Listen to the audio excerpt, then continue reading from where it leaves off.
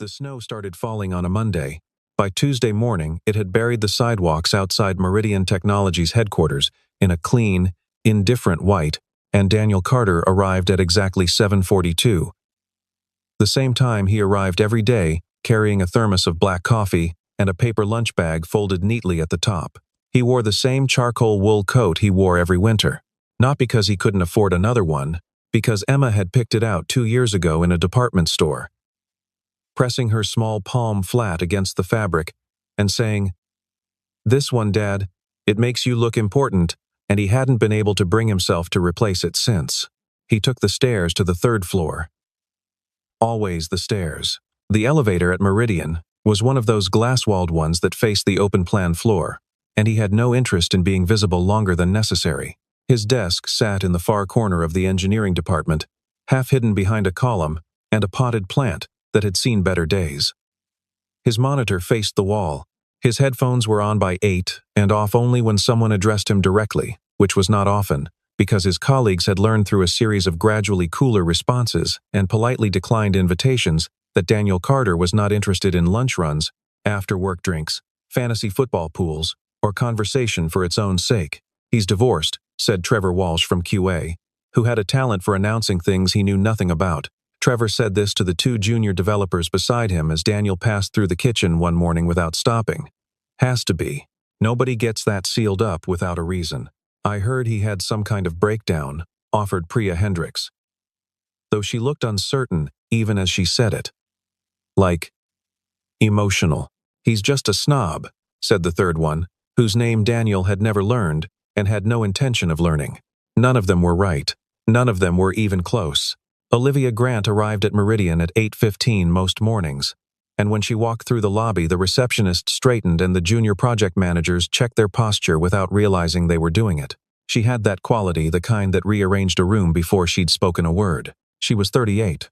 She had built Meridian from a 40-person startup into a company of 1,200, and she had done it with a particular brand of quiet ferocity that people tended to describe, depending on how well they knew her, as either visionary or cold. Both were partially accurate. Neither was the whole picture. She did not date. She had not, in any meaningful sense, dated in 4 years. Her assistant Madison had stopped trying to set her up after the third politely catastrophic dinner. Her board members had learned to keep their comments about her personal life to a minimum after she had responded to one such comment. "You need someone, Olivia. Everyone needs someone," with a silence so complete that the man had actually apologized. She was not lonely, she told herself. She was focused. There was a difference. She first noticed Daniel Carter in the 3rd week of November. In the way you sometimes notice something that has always been in your peripheral vision, not for the first time, but for the first time with any real attention. She had been standing at the floor-to-ceiling window in her office, which looked down across the open engineering floor below, a habit she had when she was thinking through a problem and needed something neutral to rest her eyes on, and her eyes had rested on him. He was at his desk. He was not doing anything unusual. He was working. But there was something in the posture, the way he held himself slightly apart from the ambient noise of the floor, the economy of his movements, the way he opened the paper lunch bag at exactly 12 o'clock, with the same quiet ceremony every single day that made her look longer than she intended to. She noticed the lunch bag first. Small, carefully packed. A sandwich on one side. What looked like cut fruit in a little plastic container. A folded napkin on top. He packs his lunch like someone is watching, she thought. And then, immediately after. No. Like he's doing it for someone else. She didn't know why that distinction mattered to her. She moved away from the window, but she came back the next day, and the day after that. The other thing she noticed, and this one landed differently, in a place that had been quiet for a long time, was the departure. 5 o'clock, every single day. Not 5:03. Not 4:58. 5. He would save whatever he was working on. Close his laptop with both hands. Retrieve his coat from the hook behind his desk. Fold his headphones into their case. And be gone. People at Meridian did not leave at 5. The culture had never required them to stay late. Olivia had never believed in that particular performance of dedication, but they generally lingered. They had conversations that ran long. They finished things that didn't need finishing until tomorrow. They existed in the building past 5, because leaving on time still carried, in tech culture, a faint suggestion of not caring enough. Daniel Carter did not care about any of that. He left at 5. And one Thursday in late November, Olivia found herself not quite deliberately, not quite accidentally in the lobby at 10 minutes to 5. She told Madison she needed to make a call in the car. Madison accepted this without comment, as she accepted most things. Olivia was in the lobby when Daniel came down. He didn't see her. She was partly behind a concrete pillar, looking at her phone in a way that could plausibly be described as reading something important. He walked past her, and through the revolving door, and out into the gray afternoon. She followed at a distance that was just large enough to be explicable if questioned. He walked 4 blocks to the elementary school on Carver Street. She had passed that school 100 times in her car, and never once thought about it. He stood at the iron fence in the snow, his hands in his pockets, watching the door. And then the door opened, and a small girl in a red coat came running out, her backpack bouncing. And Daniel's face, his contained, unreadable, careful face, simply changed. It softened in a way that looked almost painful, like a muscle unclenching after a very long time. He crouched down and opened his arms, and the girl ran straight into them. Olivia stopped walking. She stood on the sidewalk in the snow, watching a man hold his daughter, and felt something move in her chest that she could not immediately name. Her father had waited for her at that exact iron fence. A different school, a different city. 30 years ago, but the same fence, the same posture, the same crouching down. He had always been there, every day, without exception, until the day he wasn't. Until the afternoon she ran out, and the face she found was not his but her uncle's. And she knew before he said a word. She turned around and walked back to the building. She did not call Madison. She sat in her office for 40 minutes looking at nothing. And then she opened her laptop and tried to remember what she had been working on before. She told herself she was simply paying appropriate attention to a member of her team. She was the CEO. It was reasonable to be curious about the people who worked for her. This was, she was aware, not entirely honest. She asked HR casually, in the context of a broader quarterly review she was conducting to pull Daniel Carter's file. He had been at Meridian for 2 years. Performance reviews were consistently strong, detail-oriented, reliable, technically excellent, described by his direct manager as someone who produces more than his title suggests, but actively avoids promotion discussions. He had declined 2 internal advancement conversations. The notes said he cited family commitments. She sat with that phrase for longer than made sense. She began, without quite deciding to change certain small habits that brought her into contact with the engineering floor more often than usual. She walked through it on her way to meetings she could have reached another way. She stopped at the kitchen when she knew it would be occupied by the morning crowd and not by the time Daniel arrived. Which was wrong. She stopped at the kitchen when she knew he was likely to be there, pouring his coffee before the day began. She watched him the way you watch something you're trying to understand. He was not unfriendly. When colleagues spoke to him, he answered directly and without hostility, but he offered nothing beyond what was asked. No small talk, no reciprocal inquiry. It was not rudeness. It was more like conservation, like a man who had calculated exactly how much energy he had and had already allocated all of it somewhere else. One morning she overheard him on the phone in the stairwell. She had pushed open the door on her way down and heard his voice before she saw him, quieter than usual, with a different register entirely. Was it the same one as yesterday? The left side? A pause. Okay. Tell the teacher I'll be there by noon if it's not better. No, I can do that. Don't worry, Em. Another pause, and then, very quietly, I know. Me too. Have a good morning. He hung up and turned and found her standing there, and for a moment his face was still open, still wearing that different expression, the one she'd seen at the school fence before it returned to its usual careful distance. Miss Grant, he said. Daniel. She hadn't meant to use his first name. Is everything all right? Yes. He held the door for her. My daughter had a headache. It's nothing. She wanted to say something and didn't know what it was. She went through the door he was holding. Thank you, she said. He nodded. They separated on the landing, without another word. She called a small team meeting 3 days later, a production review. Nothing unusual. 5 people around the table in one of the second-floor conference rooms. Daniel was included because the project in question was his. She watched him during the meeting. He was precise. He answered questions before they were fully asked. He had a way of finding the actual problem inside a problem that she recognized, because she did the same thing. She waited until the others were leaving. "Daniel," she said. He stopped. The last of the others filtered out, and the door swung almost shut behind them. And she was aware that this was a strange thing she was about to do, and she did it anyway. "Why won't you date?" The question landed in the room, like something dropped from a height. He looked at her without alarm, which somehow made it worse. She had expected surprise, had steeled herself for discomfort, and his absolute steadiness in the face of the question made her feel exposed in a way she hadn't anticipated. "That's a personal question," he said. His voice was even. "I know. Why are you asking it?" She didn't have a clean answer. "Because people talk," she said finally. "And none of what they say sounds right." Something shifted in him, very slightly. Not softening, exactly. More like acknowledgement. "I don't date," he said, "because I don't have the time or the interest. That's 2 reasons. People usually give 1. The corner of his mouth moved, fractionally. "Miss Grant." "Olivia." He paused. "I should get back to work." "Of course." She moved aside.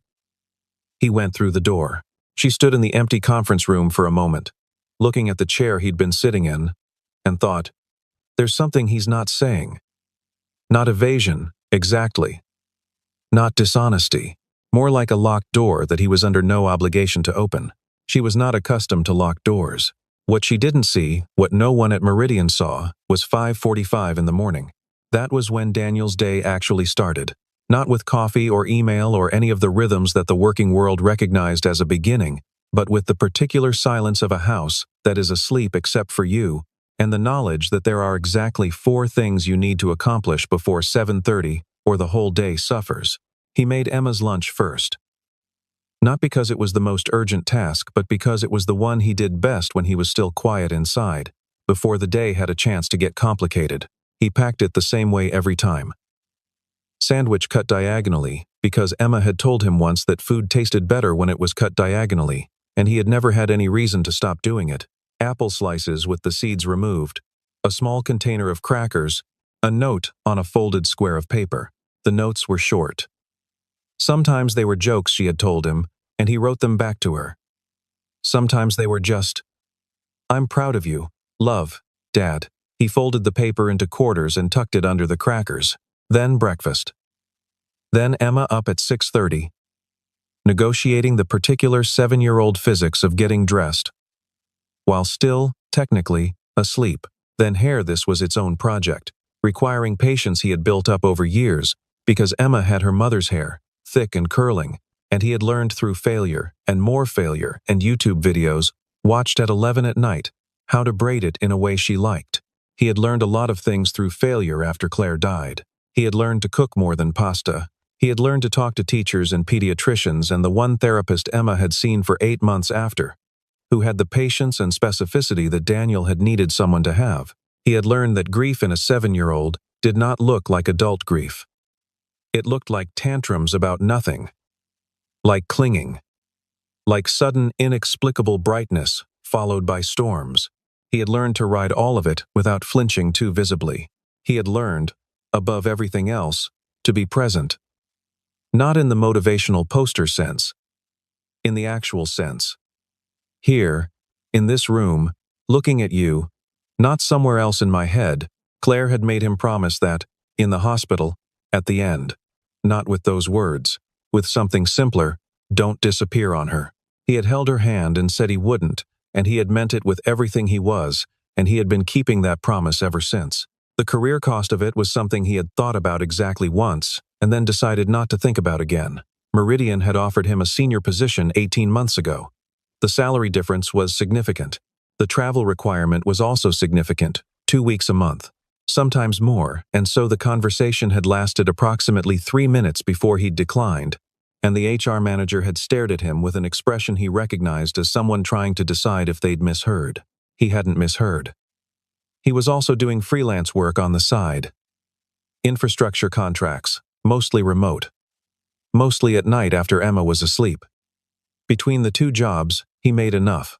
Enough had become, over the past 3 years, a word he trusted more than more. He did not feel sorry for himself about any of this. He wanted to be clear on that point, at least in his own internal accounting. This was not martyrdom. This was just what you did when you loved someone, and they needed you, and nothing in the world was more important than showing up. Emma knew he worked hard. She knew in the way children know things not through explicit information but through the texture of days, the fact of him always there. The way he sometimes fell asleep on the couch after she went to bed. One Saturday morning she had made him a card that said, "Best dad in the entire world." She was working on spelling, with a crayon drawing of the two of them that gave him approximately the same body type as a refrigerator. He had put it on the refrigerator. It had been there for 8 months. It was a Wednesday in December when Olivia called him into her office. Not the glass-walled conference rooms. Her actual office, on the executive floor, with the city view and the clean lines and the single orchid on the corner of her desk. That was the only personal object in the room. He had never been up there before. "Close the door," she said, not looking up from her screen. He closed it and stood near the door. "I have a project," she said. "It needs someone who can think structurally and doesn't need a lot of hand-holding. Your manager says, that's you. What kind of project?" She turned her screen toward him. He leaned in slightly, not coming closer, just adjusting his angle, and looked at the architecture diagram on the screen. It was a system migration proposal, ambitious and somewhat overplanned in ways that would cause problems in execution. He saw 3 of the problems immediately. "You're over-indexing on redundancy in the middle layer," he said. "It'll create latency issues you won't catch in testing but will notice immediately in production." She looked at him. "You got that in 10 seconds. It's a common pattern. Most of my senior architects missed it. Most of your senior architects are thinking about the presentation layer, because that's what gets noticed. This is a back-end problem."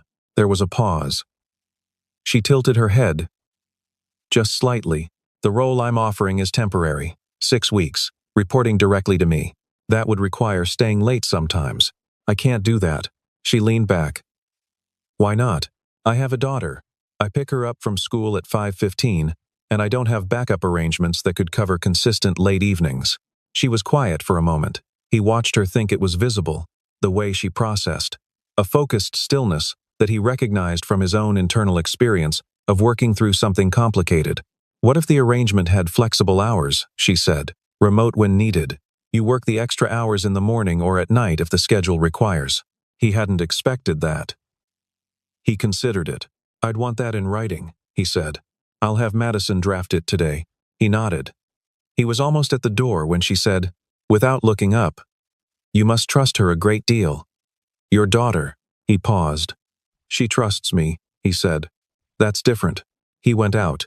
She looked at the closed door for a long moment. Her name was Margaret Ann Rourke before she became Olivia Grant, which was her mother's maiden name and the name she had taken at 22 when she incorporated her first company and decided, with the decisive finality she brought to most things, to start building something that had nothing to do with what she'd come from. What she'd come from was a house in western Pennsylvania, a mother who worked nights at a hospital, a father named Robert Rourke, who drove a delivery truck and came home at 4 in the afternoon smelling of diesel and cold air, and who was, and she had never said this out loud to anyone, the best person she had ever known. He was funny in a quiet way. He read constantly, history mostly, and he had this habit of leaving books face down on the kitchen counter with certain pages folded back, and when she was old enough she realized he was marking things for her to find. He never said, "Look at this," never made it instructional. He just left the pages open. She read everything he'd marked and never told him. He waited for her at school, every day.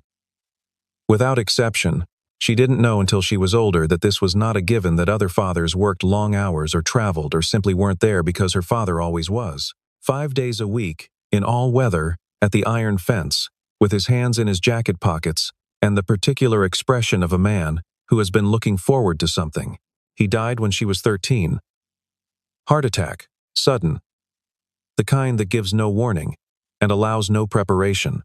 She came out of school on an ordinary Tuesday, and her uncle was at the fence. Her uncle, not her father, and the wrongness of it registered before any specific thought did, in the body, the way the deepest shocks always arrive first. She had never stopped missing him. She had organized her entire life around the project of not stopping, which looked from the outside like success, and from the inside like motion, if you kept moving fast enough. The missing had less surface area to land on. She had built a company. She had built a reputation. She had built, floor by floor, the particular architecture of a person who appears entirely self-sufficient, and she had maintained it well, and mostly she believed it herself. The problem with self-sufficiency, she had come to understand in the past few years, in the quiet hours that success does not actually eliminate, only rearrange, was that it was also a kind of hunger, not for someone to complete her. She did not believe in that formulation, but for someone to witness, for the specific comfort of existing in a room with another person who is genuinely glad you are there. She had not had that in a long time. She had looked at Daniel Carter on that sidewalk in November and felt, for the first time in longer than she could calculate, completely still. Not comforted, she didn't know him well enough for that, but arrested, stopped in motion, reminded of something she had been walking away from for 25 years, and which had apparently been waiting patiently for her to stop long enough to find it again. She did not tell Daniel any of this. She was not in the habit of telling anyone, but she began, over the weeks of the project, to understand something about him that she hadn't expected. He was observant in the same way she was. Not surveillance, just attention, the same quality of noticing things that most people let pass, of filing them, of returning to them later. He noticed when she hadn't eaten. He didn't say anything about it directly. He wasn't that kind of person, but twice he had appeared at her office door with a coffee and a something from the kitchen and set it at the edge of her desk with the same quiet efficiency he applied to everything, and been gone before she'd thought to respond. She noticed when he was worried about Emma. He showed it in the same way she showed everything, almost not at all, just a slight compression, a check of his phone under the desk when he thought no one was looking. "Everything all right?" she said once, across the conference table. "My daughter's got a cough," he said, not looking up from the document. "I left medication with the school nurse." "It's fine," she said nothing. He looked up after a moment and met her eyes. And there was something in the exchange that neither of them named. The crisis hit on a Thursday afternoon. They were in the middle of a critical review session, Daniel, Olivia, and two system architects from the senior team, when his phone buzzed. He silenced it. It buzzed again 30 seconds later. He glanced at the screen, and something in his face changed. "I need to step out," he said. The architects looked at each other. This was Olivia's meeting. Nobody stepped out of Olivia's meetings. 5 minutes, Olivia said, neutrally. He was already at the door. He was gone for longer than 5 minutes. When he came back, his coat was already on, and he had the quality of a man moving through necessary motions toward something more urgent. "I have to go," he said. "Emma fell on the playground. She's at the nurse's office." "How bad?" "She's okay. Probably. They think her wrist might be sprained. I need to go." "Of course," Olivia said. He was gone. The architects looked at Olivia. She looked at the architecture diagram on the screen and said, "Let's take the 15-minute break. We were planning anyway," and walked out before anyone could respond. She was not following him again. She was getting her coat because the afternoon had turned cold, and she had a car service pickup in 40 minutes. And she told herself this. Clearly, she needed air. She did not take her usual exit. She was aware, without quite deciding, that she was walking in the direction of Carver Street. She arrived at the school as Daniel was coming out the front entrance with Emma pressed against his side. The girl's right arm was against her chest, and her face was tear-stained.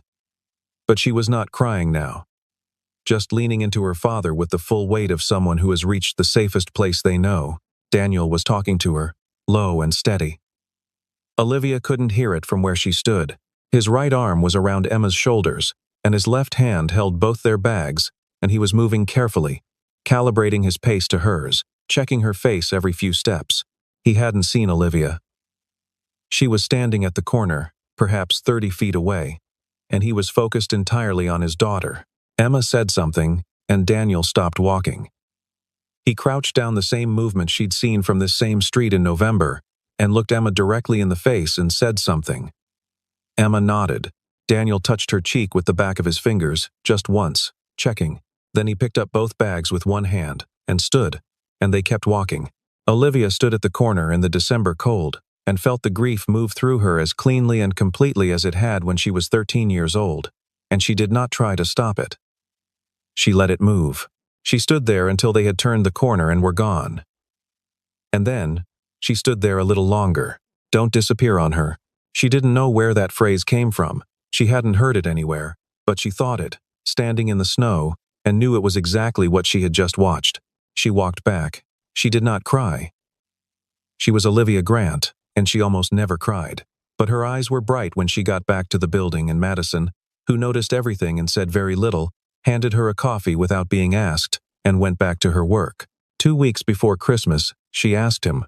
It was evening. They had both stayed late. He had arranged to have Emma stay with a neighbor he trusted, a retired teacher named Joan, who lived 2 blocks away and occasionally collected Emma when logistics required it. This happened rarely. He had not mentioned it to Olivia. She discovered it only because he had stayed past 5 and she'd noticed. They were alone on the executive floor. The rest of the building had emptied. The city was lit below them in the dark, and it had started to snow again. The soft kind that landed without sound. "Tell me about your wife," she said. He didn't recoil from it. He looked at his coffee cup, and then at the window. "Claire," he said. "Her name was Claire. How long were you married?" 6 years. Emma was 4 when she got sick. She lived about 18 months after diagnosis. He said it steadily, without particular inflection. The way you say things you have said to yourself so many times that they've become simply true, stripped of the drama that first surrounded them. "I'm sorry," Olivia said. He nodded. "The promotion," she said, "the one you turned down 18 months ago. You could have a very different situation right now." "I know. Does that bother you?" He thought about it genuinely, which she appreciated. She could tell when someone was considering a question versus manufacturing an answer. "No," he said. "I made the trade I wanted to make. Most people don't see it as a trade. They see it as a sacrifice. Most people haven't sat with a dying person and thought about what they'd wish they'd done differently." He said it without bitterness, just statement. "The answer, for me, was pretty simple. I'd wish I'd been there more, so I started being there more." She was quiet for a moment.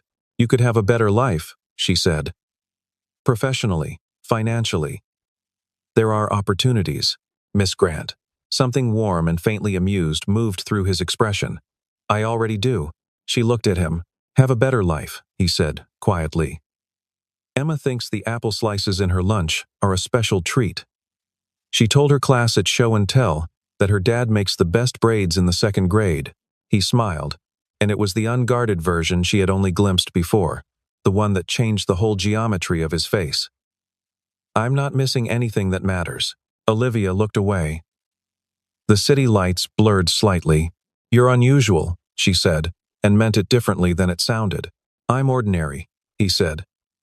"I just know what I'm doing it for." Christmas came and went. The project concluded in the 2nd week of January. Daniel submitted his final documentation, clean and complete, and 2 days ahead of schedule, and returned to the 3rd floor and his corner desk and his headphones.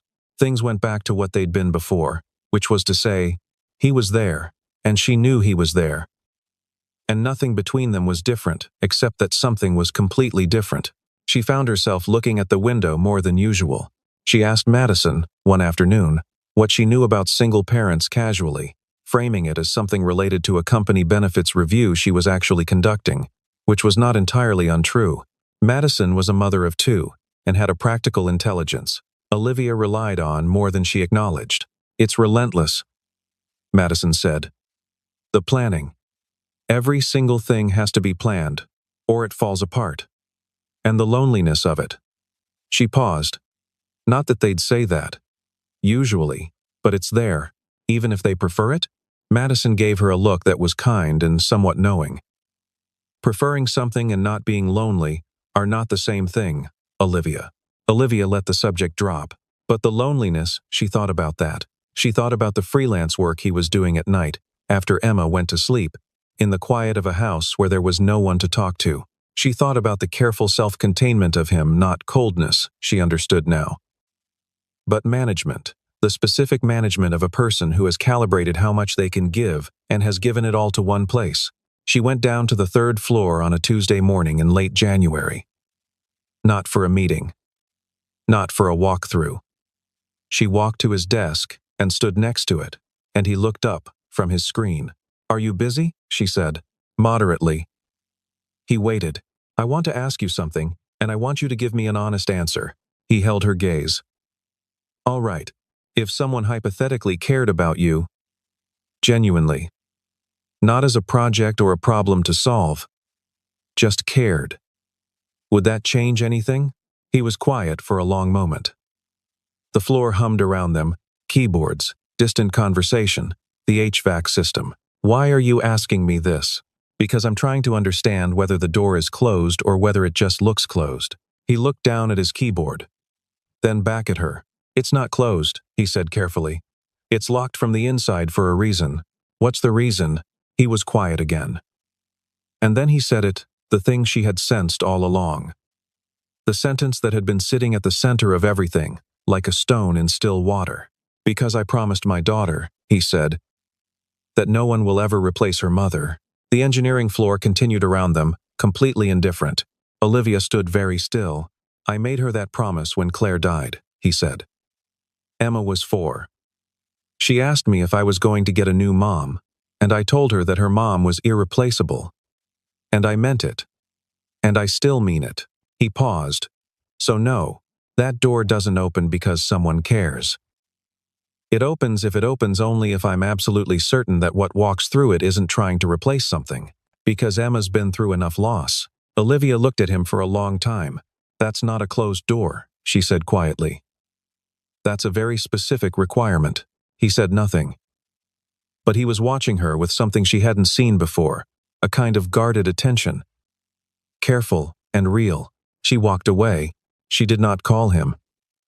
She did not manufacture a reason to meet.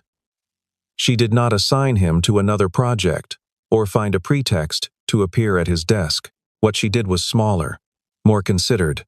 She started with Emma. It happened because of the Valentine's Day card drive, one of those company charity initiatives that someone in HR organized every February, collecting cards for kids in the hospital pediatric ward. A basket appeared in the lobby for handmade cards. Olivia had never participated before, not because she objected to the idea, but because she operated on a different altitude from the human-sized gestures of office life. This February, she found herself buying a box of craft supplies on her lunch break. She took them home and sat at her kitchen table. A kitchen table that she rarely actually sat at, and made 4 cards. They were not sophisticated. She was better at systems architecture than watercolors. But she made them carefully, and she put them in the basket, and she did not tell anyone. She happened to mention the drive to Daniel, in passing, the next morning. She wasn't sure why. He said Emma would want to contribute. That she loved that kind of thing. And did Olivia think it would be all right to bring some homemade cards from a 7-year-old who wasn't an employee? Of course, Olivia said. The cards appeared the following Thursday.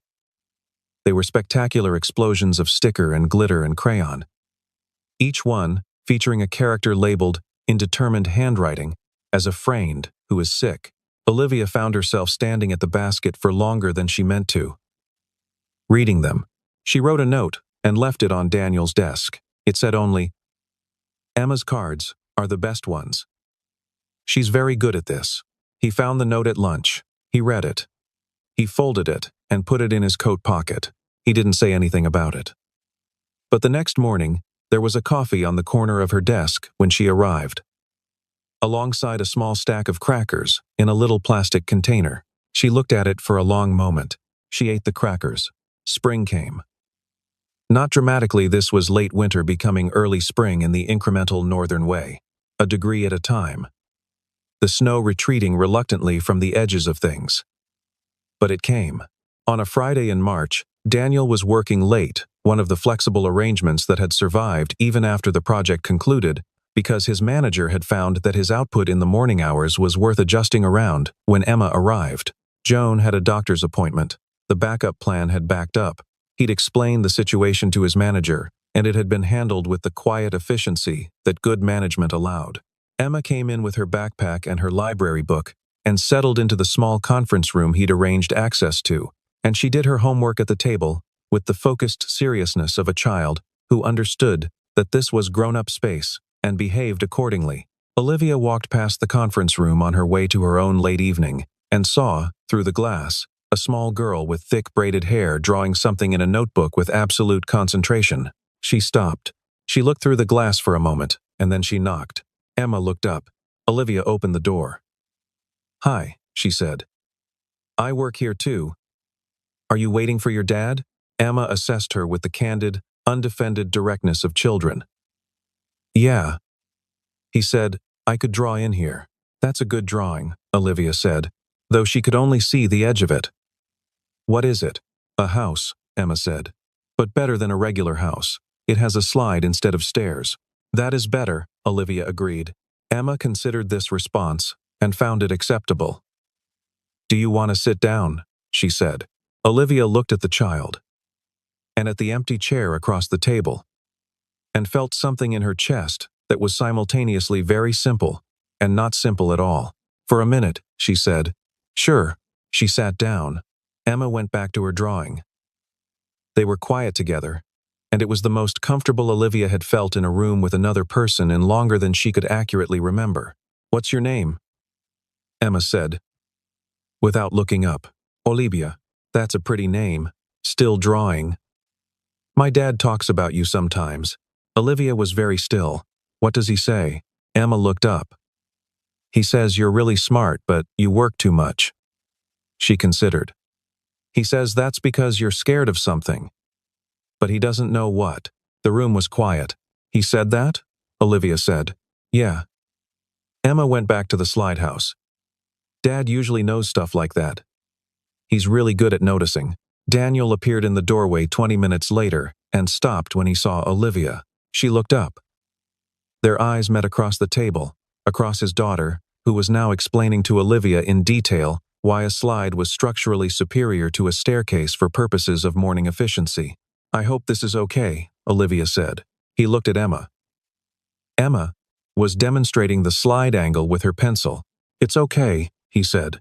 He sat in the third chair at the table, and Emma included him back into the conversation with the seamless ease of a child who has never needed to manage the territory between adults because the adults in her world have always managed it without her. They sat like that for a while, the three of them, in the quiet conference room with the city going dark outside the window. It was a Wednesday evening in April, the first real spring evening. The kind where the air finally smells like something other than cold when Emma looked up from her dinner and said, without particular preamble, "Dad, do you think Mom would like Olivia?" Daniel put down his fork. Emma was looking at him with the direct, measuring look that she had gotten from Claire, and that still sometimes caught him off guard with its accuracy. He thought about Claire. He thought about who she was: practical and funny and deeply allergic to sentimentality. A woman who had once told him that the best thing he could do for their daughter was to show her that love was not something that ran out. He thought about what she had actually said to him at the end, which was not "no one else ever," but was instead, "Don't be afraid. Don't let Emma be afraid." He had heard it the first way for 3 years because it was easier. "I think," he said carefully, "that Mom would want us to be happy." Emma considered this with the seriousness it deserved. "I think she would like her," Emma said, returning to her food. "Olivia is kind of serious, but she eats the crackers. Mom always said you could tell about people by whether they eat what you give them." Daniel was quiet for a moment. "Yeah," he said. "She does eat the crackers." Emma nodded, as though this settled something. Daniel looked at his plate. The April light came through the kitchen window, and the tree outside was doing the particular thing it did every spring, coming back, tentatively, in the careful way that things that have been through winter learn to come back. He thought about the door he'd described to Olivia in January, locked from the inside. He thought about what it actually meant for a door to be locked from the inside, which was that he was the one holding the key, and that he was the only one with the authority to decide. He thought, she sat with my daughter in that conference room for 20 minutes and just let her talk about slides.